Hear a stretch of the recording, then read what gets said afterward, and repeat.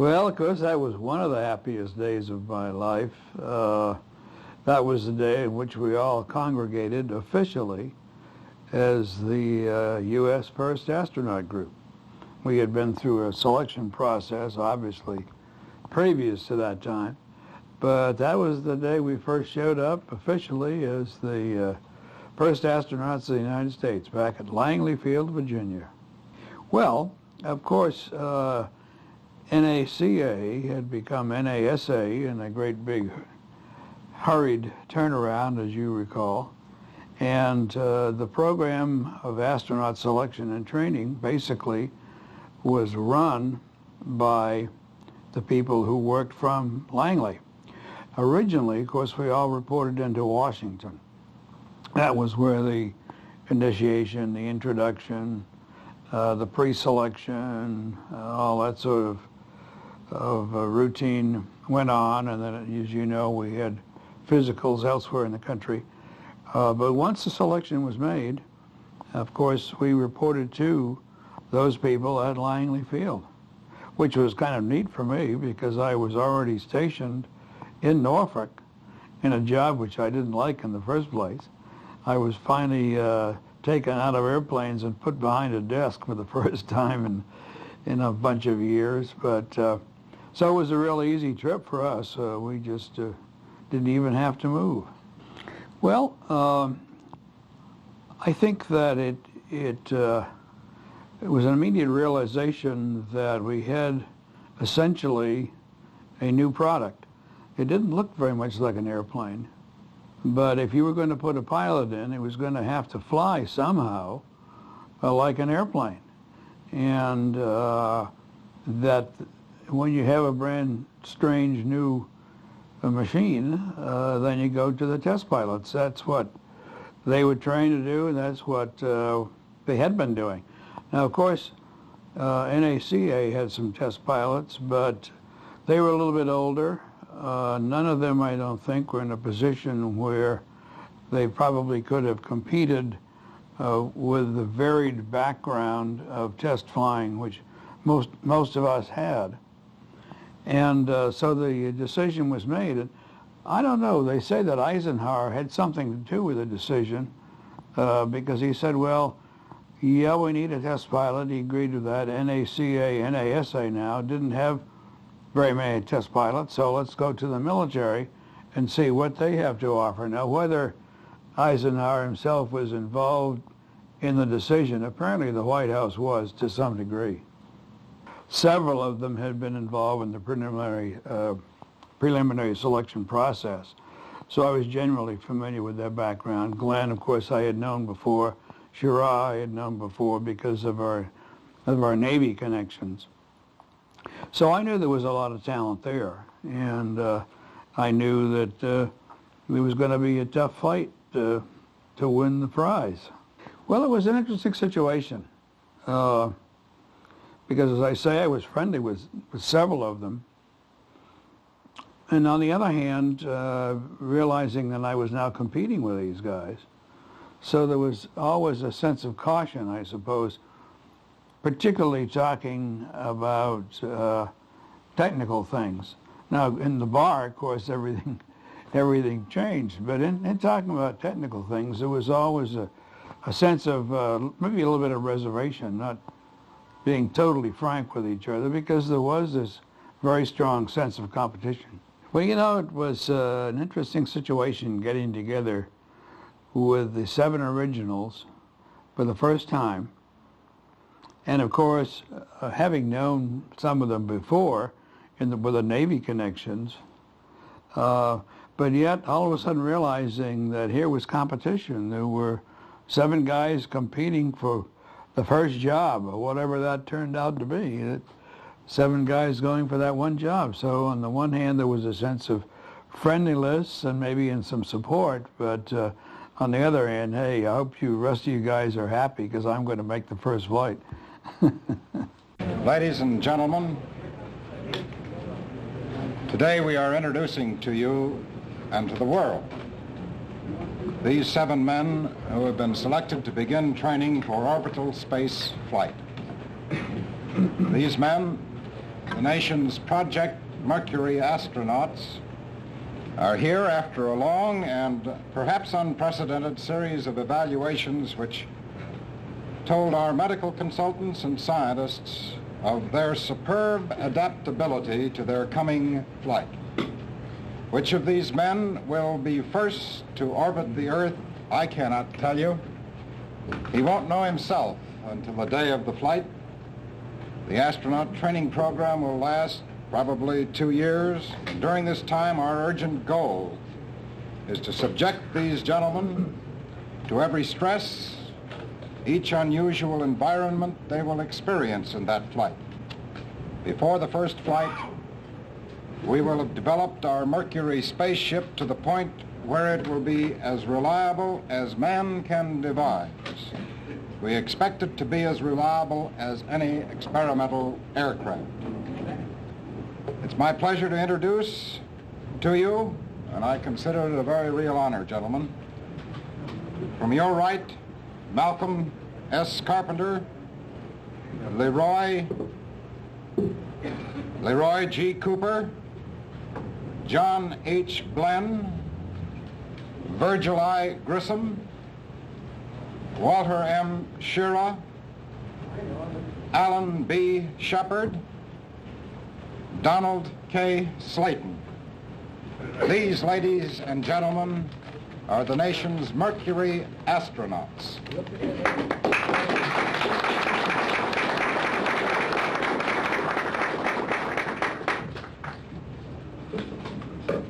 There will be other opportunities for picture taking later in the afternoon. Now, if we can move on, I'd like to introduce 5 gentlemen who have had a very important part in the selection process and in the planning to date.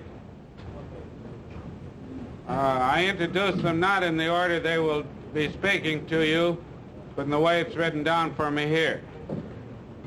Dr. Randolph Lovelace, Chairman of the NASA Life Sciences Committee. Dr. Lovelace. Brigadier General Donald Flickinger of the Air Force and Captain Norman Barr of the Navy.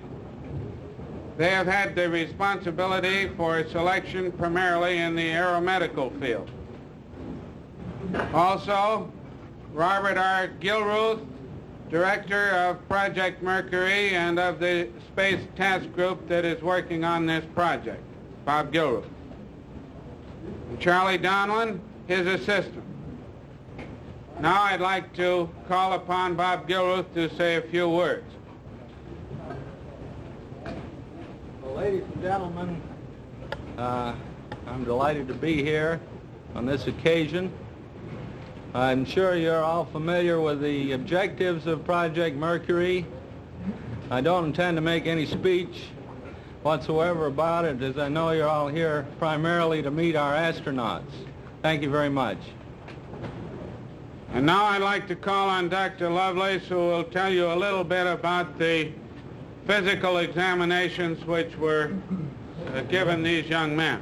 Dr. Lovelace. I just hope they never give me a physical exam, because it's been sort of a rough, long period that they've been through. I can tell you that if you pick highly intelligent, highly motivated and intelligent men, and I can say that every one of them is that type of a person, that our job as physicians is a relatively easy one.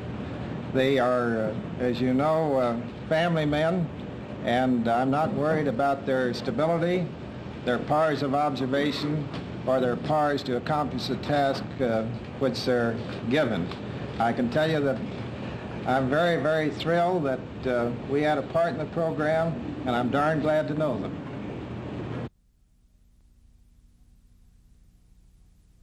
Project Mercury involved more than one man, and the answer is we don't know yet, but for sure the second or third or fourth step will involve more than one man.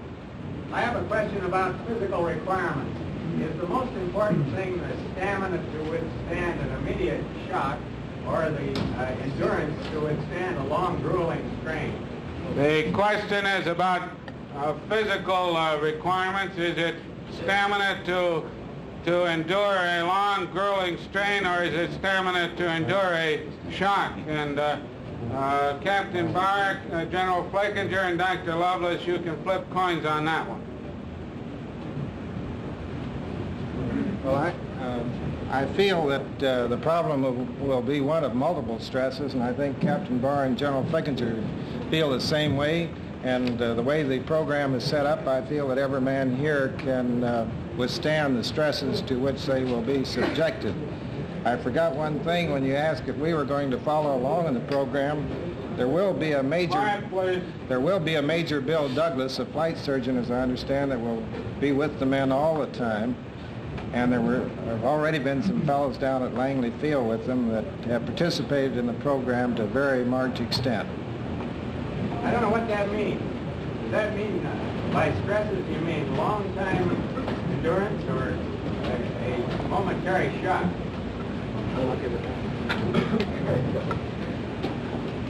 Well, I'll try to be as specific as I can with you, and willing to get into specifics if you want to take the time. Really, if I can give you this picture, we start out with as you already know, with the extremely detailed clinical examination, perhaps the most exhaustive that has ever been devised. Then we go from that to, as I say, this battery of what we call simulated space stresses. This is the full spectrum of them. Isolation, confinement, the dynamic forces as a part of the vehicular expenditure of any energy to get into orbit, and the destruction of that energy to get back into land. Now, it just so turns out that when you pick people with, you might say, a superior foundation physically, with a good, mature psychological approach to hazardous and new types of experiences, that by and large you will find that for any individual stress, whether it be an impact force of 50 Gs for a short period of time, or a prolonged exposure of, say, 6 to 8 to 10 Gs for the reentry pattern, that by and large this individual will react favorably to all of these stresses, both individually and combined. And this is what these candidates proved in the stress tests. Does that answer your question? I'd like to ask Dr. Flickinger if... Thank you. If the scientists, if the doctors find any particular pep pills or injections or anything they can give them before they go up to take them on, sustain them and combat this fatigue. The question is, will pep pills or other means be used to keep these boys at maximum alertness throughout their orbital flight? And the question was addressed to General Flickinger. Specifically, no, we won't resort to any pep pills. They certainly will be trained on all of what you might say ordinary medical emergencies that might occur to them, either as a result of vehicular failure, component failure, or some intercurrent acute happening to themselves. But we have definitely proven in the work that we've done on ground simulators that for the duration of the mission that they're expected to perform, we will have no need to have artificial stimulation.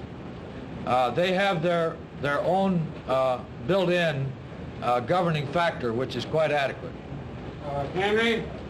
Well, you've been talking about orbital flight. Do you have any idea of when you might be ready to begin manned flights and ballistic missiles over less than orbital range? The question is that we've been talking about orbital flight. How soon earlier than that will we be shooting them in their capsules over ballistic trajectories? Before we answer that, might I urge you gentlemen to after the answer to this question, insofar as possible, to stick to the questions about the men themselves, because they have other things to do later in the day, and while they want to be thoroughly responsive, they don't want to stay here all afternoon. Bob, would you like to answer that? Walter Bonney's already quoted Glennon as saying this might come off, the orbital phase might come off sometime after 2 years. The suborbital flights are a prelude to the orbital ones. We're going to get them as soon as we can. However, as I said earlier, we have all these systems to translate into hardware and to check out. So any kind of an exact estimate can't be given, except they'll definitely come before the orbital flights. John Finney? Walter, we've heard a lot about these men's physical capability. I wonder if Dr. Flickinger or Captain Barr or Dr. Lovelace could give us any idea what kind of IQs do they have? The question is, we know they're physically darn near perfect. What about their IQs? Which one of you gentlemen? Don? That's easy, Walt. I can tell you this, that every one of the gentlemen have IQs about 10% higher than any of us. I could say a lot higher than 10%, but... You're very dumb anyway. Well, me too, so we have a lot in common. But they're all above normal. All above normal. Yes. Can you give any number, bracket, range? Come on. 120? All above 120. They all over 130? I would say yes. Which is way high, 100 percentile. Let's get a lady question now. Would the gentleman mind telling us which one of the tests in your team felt the hardest?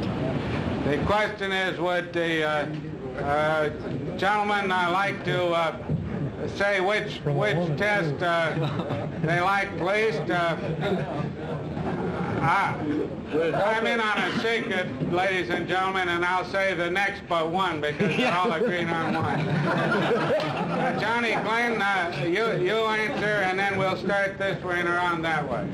That's a real tough one, because we had some pretty good tests, but I think the tests out at Dr. Lovelace's place at Albuquerque out there, certainly some of the tests we had out there were the most trying. And it's rather difficult to pick one, because if you figure how many openings there are on the human body and how far you can go in any one of them. You gave it away. Now you answer which one would be the toughest for you.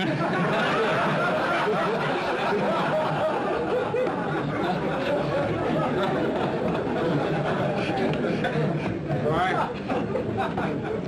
I think he's answered for all of us. That was the toughest one for me. Well, I think it would be very difficult to pick any one. I think he answered it very well there. They're all of many different types. I believe that the ones that involved extended effort, like the treadmill and the bicycle, are certainly the most fatiguing. Well, I'll switch directions from John. The one I had the most difficulty with was swallowing that rubber tube for the stomach, whatever they're doing down there. Swallowing a rubber tube for gastric analysis, I believe it is.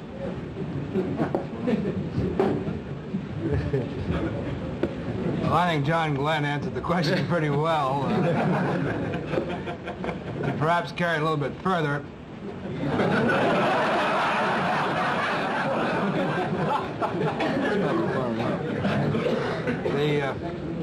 The tests at the Lovelace Clinic and also those in Dayton actually complemented each other.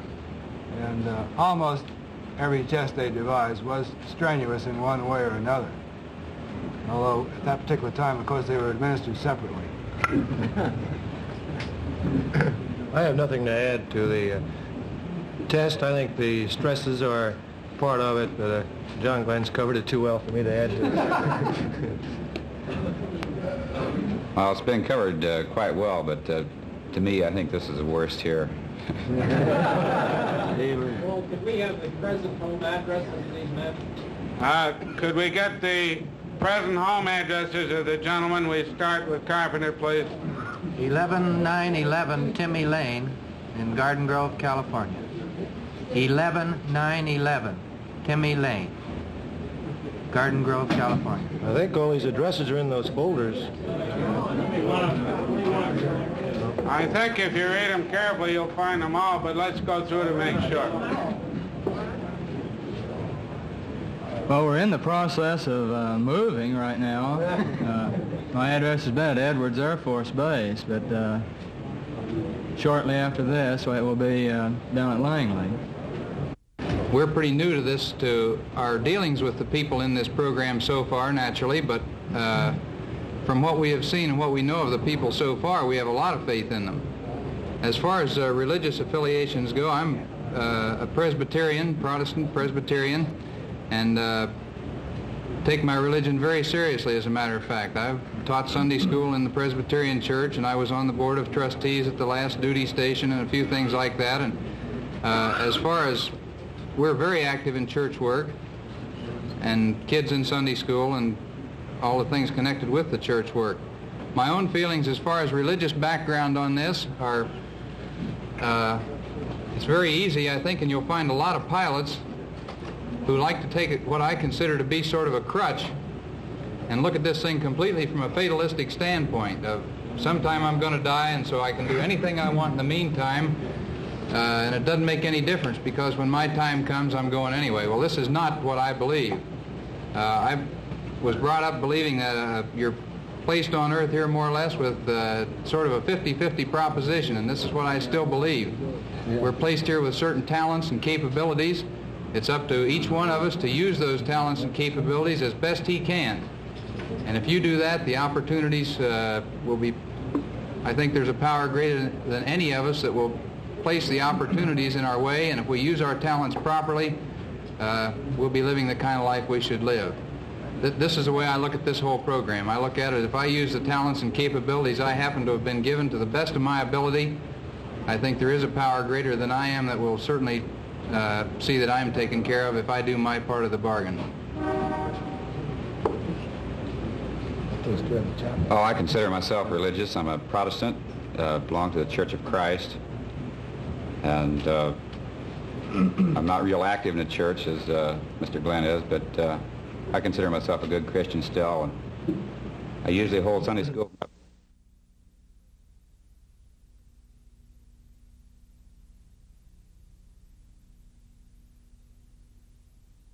Glenn said I have faith in the people I'm working with, the people that are working on the capsule.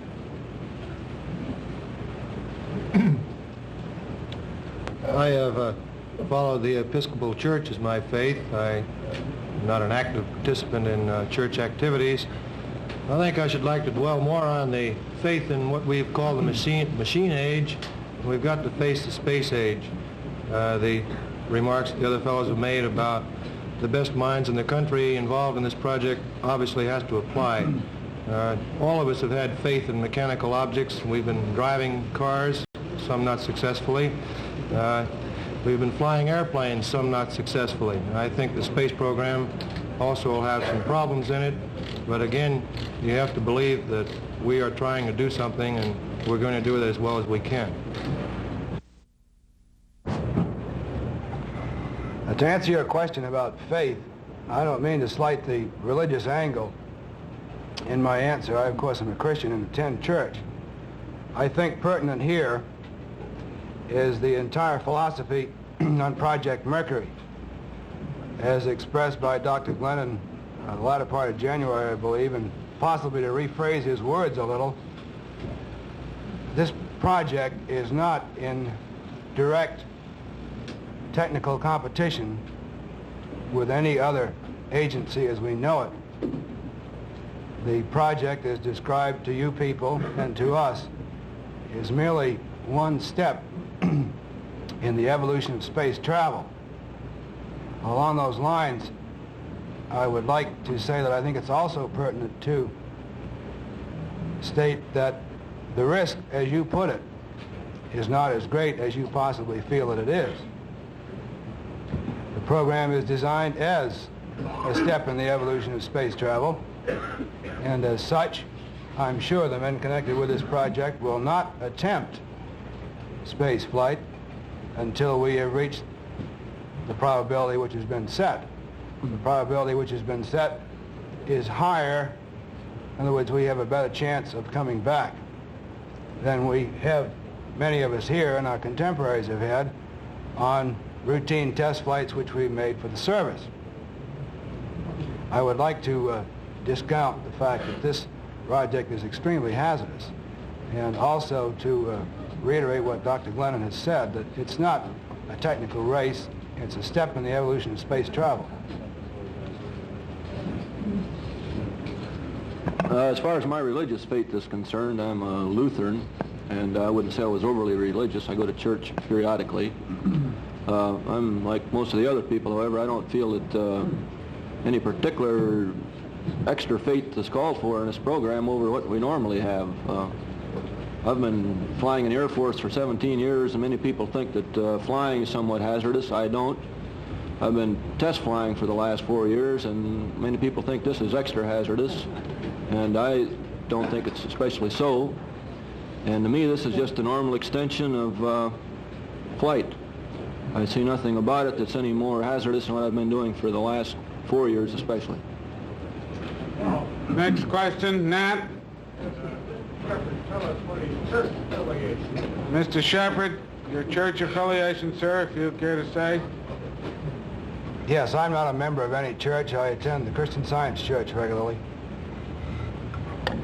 In the event one of these gentlemen is eliminated from the program for any reason during the period, the question is, in the event that for any reason one of these gentlemen becomes eliminated from the program, will he be replaced? Bob? Not necessarily, and as I understand it, we don't think that it will be necessary. So if you got more work to do at Wright Patterson, this group will all be aligned? The question is, do we have more work to do at Wright Patterson, or will all the work be done at Langley? If I might give the answer to that one, yes, indeed, we will be going back to Wright Patterson. We will be going to Johnsville, PA, where the Navy has a centrifuge. We may be going to a number of other service installations or medical facilities around the country. This is, in truth and in every possible way of saying it, a national program in which every resource of the nation in the areas required is being called upon. Yes. Well, all their wives are going along with now, they say.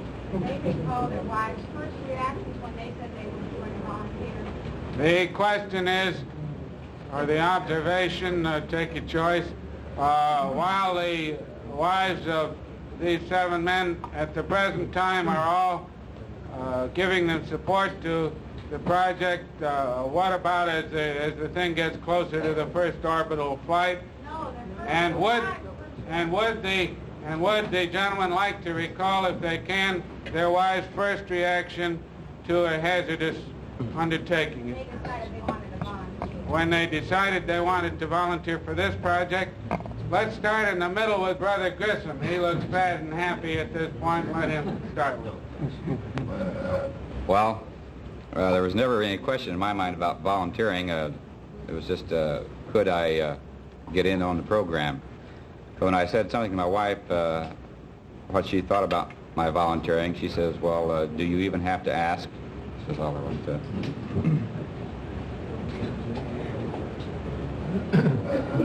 Well, to go way back when the first information of this program came out, when every one of us, you as well as us sitting right here, were ignorant about the whole thing, I can recall my own reaction, what a bunch of idiots. And my wife felt the same way. Now, this takes a little education. I had to be educated, too. I think that's what we're trying to do to you today, is to educate you to the fact that we're not playing games. This is serious business. And you can't just face up to this thing and say, we're going to, as Mr. Donlan said, put $1 million in a can and fire it into space. It's nothing like that at all. You don't make a program out of something as crude as that. This is a professional program. We're trying to do something with it. And most people who have asked me, why are you in this idiotic program, I immediately say, if you'll take a little bit of time to think about it, to study it, you realize that this is something that we're very serious about. In answer to the question about my wife's original reaction, I believe I indicated earlier she was in complete support of my professional decision. She is now and has been at all times. Personally, my wife isn't too concerned about what I do professionally. I think she's more concerned about whether she can find a babysitter and whether there's a commissary nearby to buy groceries and this sort of thing. And whether I'm in this program or running a filling station wouldn't concern her too much as long as we had everything else we needed. Malcolm? My wife's enthusiasm has matched mine throughout the program.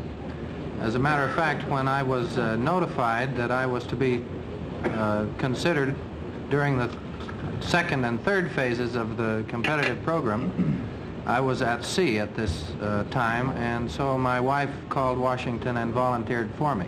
Good